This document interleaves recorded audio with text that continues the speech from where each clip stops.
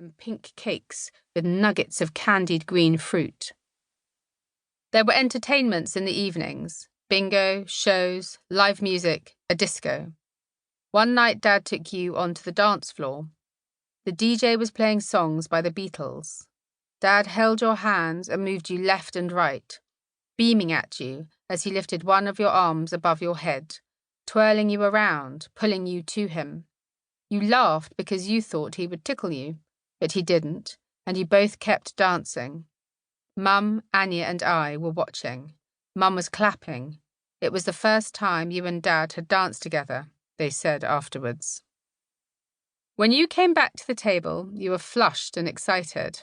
"Dance with me," you said, your brown eyes hopeful. "No," I said. I was self-conscious, and it was your bedtime. Soon afterwards, Mum took you up. Later that night, past midnight, I was in bed reading, the hotel quiet, my little lamp illuminating the pages of my book. The sheets on the bed were cool and thick. The maids tucked them under the mattress every morning, so every night I had to kick them free. There was a knock at the door. I didn't answer quickly enough, so someone started turning the handle up and down loudly, as though they might break it. "Gavanndra?" It was Mum. She was shouting, "Gavanndra!"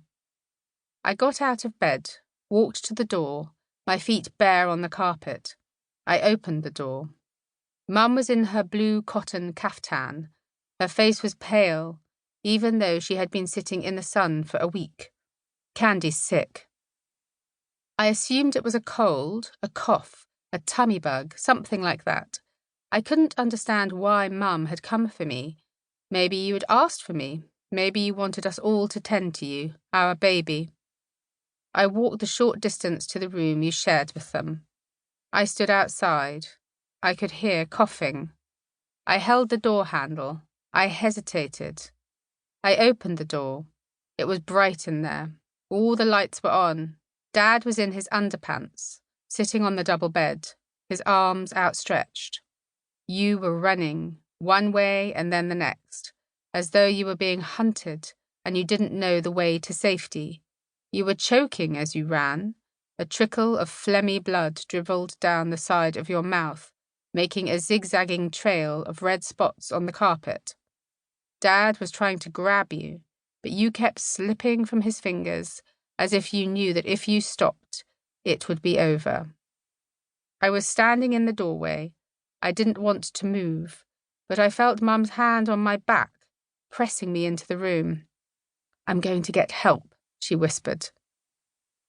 She went, shutting the door behind her. It was just the three of us. Dad tried to catch you. "Candy, my darling, you're going to be all right, Candy. You've got to stop." Eventually, he managed to grab you.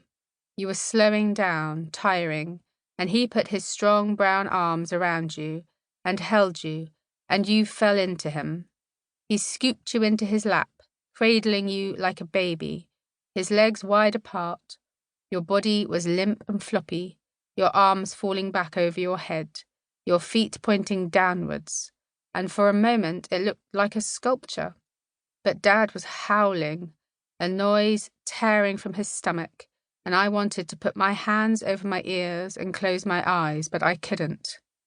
I couldn't move. I couldn't breathe. I couldn't stop watching. Mum came back. There was more blood on the floor now. Your body in Dad's arms, his contorted face, my frozen one, the scene so much worse than the one she had left. "There's a taxi," she said. Dad stood up, holding you, and walked, one solid footstep after another, bearing your weight. "Hurry up," said Mum. In the back of the taxi, Dad gave you the kiss of life, but this did not work. You were unconscious when you arrived at the hospital. A tracheotomy was performed, but this made no difference. You did not regain consciousness. You were killed by a rare airborne virus that shut down all your organs, like lights going off in a house, until everything went dark. After the autopsy, they said that you could have caught the virus in London. It could have been working in your veins, hiding, multiplying, even as you got on the plane, wearing your